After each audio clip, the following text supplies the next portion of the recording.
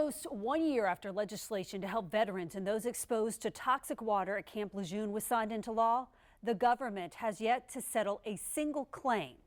The Navy says so far about 75,000 claims have been filed under the Camp Lejeune Justice Act. And tonight, 2 Jacksonville widows say the government isn't processing these claims fast enough and they want action. You basically, poisoned my husband, and I want justice. How much longer do we have to wait? Michelle James and Karen Swindler both lost their husbands to cancer. Both men were stationed at Camp Lejeune in North Carolina. I'm a widow, but I'm not just a widow. I'm a voice.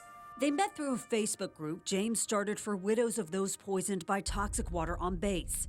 James's husband was 53. On his death certificate, at the moment, it says colon cancer, bladder cancer, was secondary, MS. There was just like an array of stuff that he had. Swindler's husband was just 44. I lost my husband at a very early age. I had 2 children to raise alone, and that was never our goal, to be a single parent. And they needed their dad. The government estimates as many as 1 million military and civilian staff and their families were exposed to water contaminated with hazardous chemicals at the Marine Corps base. All that water all over the base was contaminated. Attorney Ed Bell, who represents James and Swindler and is the lead counsel overseeing all of the cases, helped draft the Camp Lejeune Justice Act. Unfortunately, the government knew about it and they covered it up. And so just many people have gotten horrible diseases. And so we designed this statute to give some relief to these folks and have a way they could file a claim. The law opened up a 2-year window for veterans and survivors to sue the government if their claim with the Navy wasn't resolved after 6 months.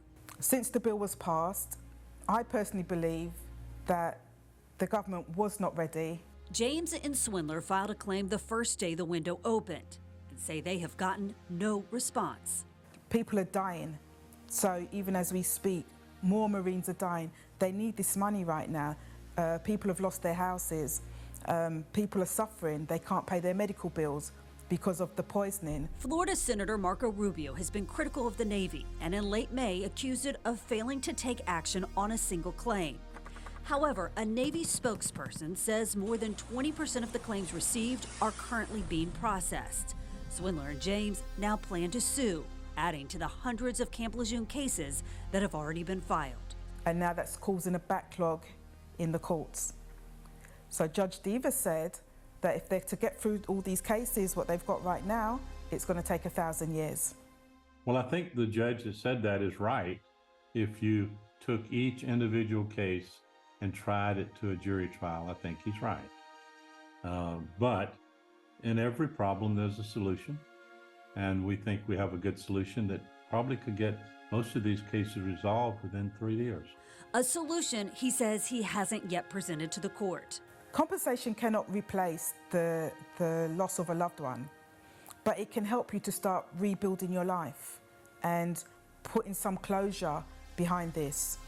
On June 30th, the Secretary of the Navy sent this letter to lawmakers explaining what's being done to manage the unprecedented number of claims received. That includes creating a new unit dedicated to handling the claims, hiring additional staff, and aggressively pursuing IT solutions. I just feel like they need to put something in place to go ahead and process these claims and support the families, who have suffered. I've suffered over 30 years as a result of losing my husband. And they need to do the right thing. They need to do the right thing. It's a message James and a group of widows took to our nation's capital. I think it's criminal. That's the only way that I can describe it. It's criminal. We're here and we're not going anywhere and we're going to keep on fighting. So no matter how long you take, we're still going to be here. If you spent at least 30 days at Camp Lejeune between 1953 and 1987, you have until August 2024 to file a claim. And I've posted a link in this story on our website, firstcoastnews.com.